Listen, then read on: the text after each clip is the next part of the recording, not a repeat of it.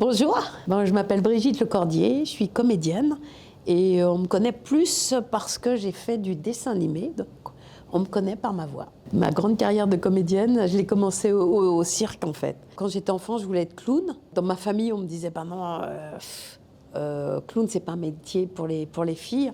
Donc j'avais abandonné l'idée et puis à la fin de mes études, il y a l'école de Annie Fratellini qui a ouvert ses portes. L'école du cirque. Annie Fratellini, c'est une fille, c'est un clown. Je vais aller à l'école de Fratellini. Et voilà, et me voilà aujourd'hui. Donc j'ai commencé clown, et puis on est venu me chercher pour faire du théâtre, puis après pour faire de la chanson, puis je suis revenue à la télé, puis voilà. Et puis un jour, on est venu me chercher pour faire du doublage, et me voilà aujourd'hui. Le métier de comédien, c'est génial parce que c'est un métier très éclectique. Il n'y a pas un jour où je fais la même chose. Un jour, je fais un dessin animé, après, je vais faire un livre-disque, après, je vais faire une radio, après, c'est multiple, ou une pub. Et c'est tellement multiple, c'est génial. J'aime toutes les parties de mon métier, quoi, toutes les facettes de mon métier. Dragon Ball, on sentait que c'était un truc particulier, surtout à l'époque. Il n'y avait pas de manga en France, donc on ne savait pas d'où ça sortait. On voyait que c'était particulier, mais on ne savait pas trop ce que c'était ni ce que ça représentait. Et en fait, on a réalisé, enfin moi j'ai réalisé, mais bien plus tard, c'est dans les années, je sais pas, ça doit être 2000, 2005 peut-être, quand Internet est arrivé et que y a eu les réseaux sociaux et que d'un seul coup, tout le monde a pu me joindre directement. Et là, j'ai fait waouh!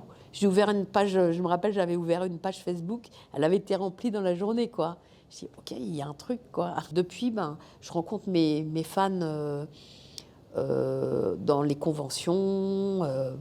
Partout en France et je me rends compte que oui, ça a suscité beaucoup de plaisir et de reconnaissance. Le fait d'être sur les réseaux, je fais mon TikTok avec mon fils, il y a la chaîne, donc on est plus visible aujourd'hui. Et puis il y a beaucoup plus de gens, c'était un peu démocratisé le doublage. Je me souviens, moi, quand j'ai commencé, mes agents ne voulaient pas que je marque que je faisais du doublage dans mon CV. J'avais le droit de marquer que je faisais de la radio, je travaillais beaucoup à Radio France, que je faisais du théâtre, du cinéma, de la télé, mais pas du doublage.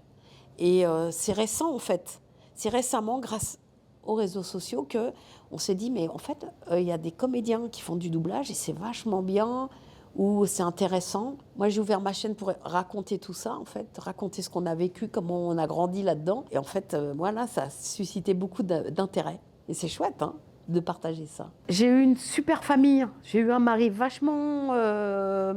qui m'a vachement soutenue tout le temps. Déjà, j'ai toujours travaillé avec mon mari parce qu'il a toujours été mon agent. Ça a été mon meilleur agent, en fait. Et j'ai eu un petit garçon un peu fastoche. Non, mais toi, j'ai pas eu de soucis avec. Et puis après, mon fils a grandi là-dedans. Pour lui, c'était logique de venir aider sa maman. Mais parce qu'il a grandi aussi avec cette culture. Alors, il n'avait pas forcément la culture Dragon Ball, parce que moi, je n'avais pas la télé à la maison. Je ne l'ai jamais eu quand j'étais petite.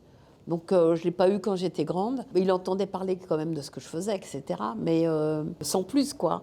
Quand je faisais, par exemple, Caroline et ses amis ou Babar et tout ça, je lui passais. Il connaissait Oui Oui et tout ça, les trucs de petits et tout. Et puis, plus grand, il m'a demandé de regarder Dragon Ball, forcément. Moi, j'ai toujours été quelqu'un qui a essayé d'aller au bout de son truc et tout ça, mais j'ai eu des moments de désespérance, je dois dire, dans ma carrière, parce qu'une carrière, ça se fait comme ça.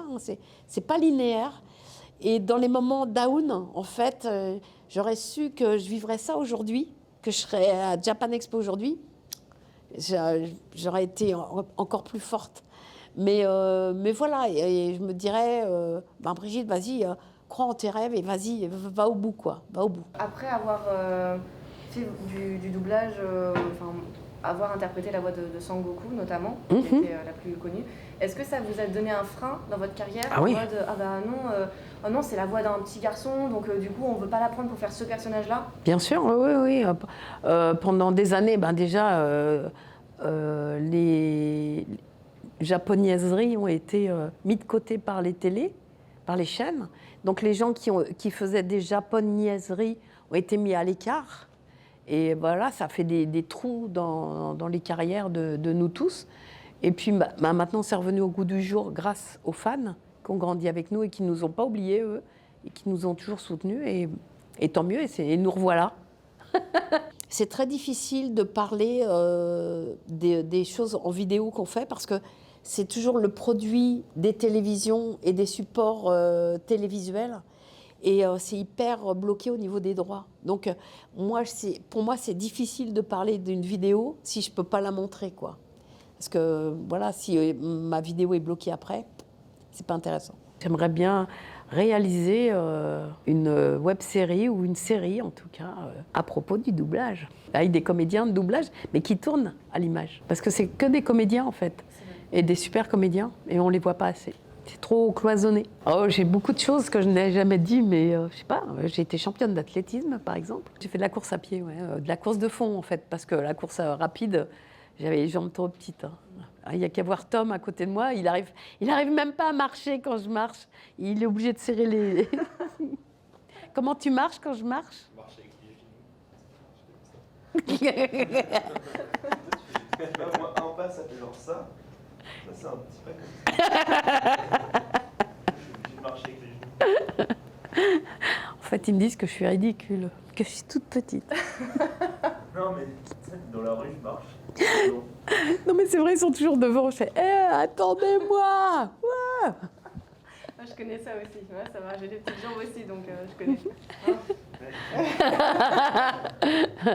Quels sont peut-être les événements les plus loufoques qui vont sont arriver? Peut-être un cadeau un peu bizarre ou une demande de signature sur un torse nu ou quelque chose comme ça? Ah oui, j'ai fait une signature sur un mollet.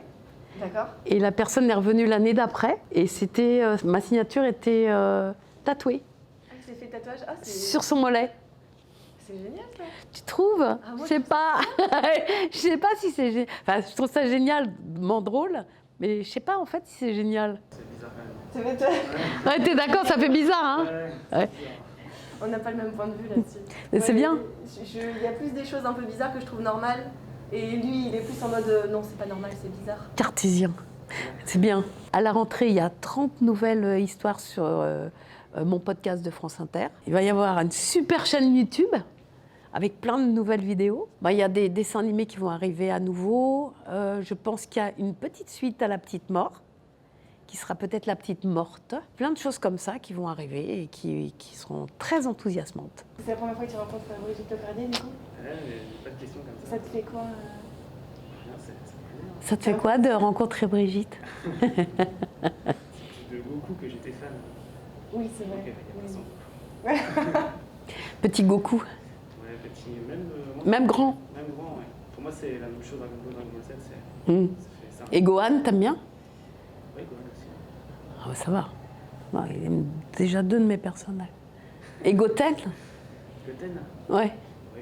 Ouais, 3. Et Videl? Ah, un peu moins. Ah! C'est tard, donc... C'est 18, c'est... Je suis plus fan de Vegeta ou de Satan. Ah ouais. Ouais, mais c'est mon ennemi. Ah, bah, Mais c'est mon meilleur ami. aussi. Bah merci. Merci à vous. Merci. Tu veux regarder une autre vidéo? Tu peux cliquer ici ou ici. Et si la chaîne te plaît, n'hésite pas à t'abonner en cliquant ici. Allez, des bisous!